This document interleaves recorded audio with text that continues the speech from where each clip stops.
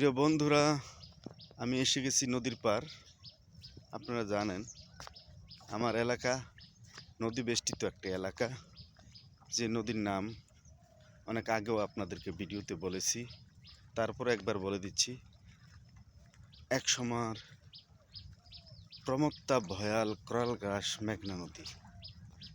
যে মেঘনা নদী আপনারা নাম শুনেছেন, মেঘনার ইলিশের নাম শুনেছেন, এবং এটি শুরু হয়েছে সিলেট থেকে, বলা হয় চাঁদপুর হয়ে, বলা হয় বঙ্গোপসাগর গিয়ে পড়েছে। এই নদীটি একসময় প্রচুর ভাঙত। এখন কিছুদিন হয়েছে নদীটি পাশে বাঁধ দিয়েছে। বাঁধ দেওয়ার পরে নদীটি এখন খুব কম ভাঙে, বলতে পারেন ভাঙেই না। আমি সেই বাঁধ দেওয়া নদীর পার দিয়ে হেঁটে হেঁটে কিছু ভিডিও করলাম সকালবেলা, এবং একটি লং ভিডিও আপনাদের সামনে নিয়ে আসলাম। এই নদীটির গুরুত্বতা এতটুকু যে এই নদীটিতে অনেক ইলিশ মাছ পাওয়া যায়, এবং এই ইলিশ মাছগুলি খুবই সুস্বাদু হয়।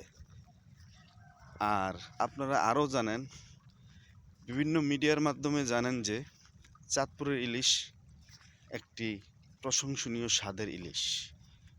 এই ইলিশগুলি এই নদীতেই পাওয়া যায়। এখন সকালবেলা প্রায় 9টা-10টা বাজে। এই সময় আমি ভিডিওটি করছি, নদীর পার দিয়ে হাঁটছি। হয়তো আপনাদের কাছে ভালো নাও লাগতে পারে, তাই আপনারা আমাকে ক্ষমা সুন্দর দৃষ্টিতে দেখবেন। সুন্দর বর্ণনা বিশ্লেষণ কিছুই দিতে পারি না, বিধায় আমার লং ভিডিওগুলি খুব কমই চলে। আপনারা আমার লং ভিডিওগুলি একটু দেখবেন, ভালোবাসা দিবেন। ইনশাল্লাহ আমিও আপনাদেরকে ভালোবাসা দিব, এটাই নিয়ম ফেসবুকে। এর সাথে কিছু গুরুত্বপূর্ণ কথা হলো, আপনারা যারা ফেসবুকে কাজ করেন বা আমিও কাজ করি, আমরা যেন ফেসবুকে নিয়মিত ভিডিও আপলোড দেই এবং নিয়মিত গঠনমূলক কমেন্ট করি, এবং ভিডিও পুরো দেখে আমরা যেন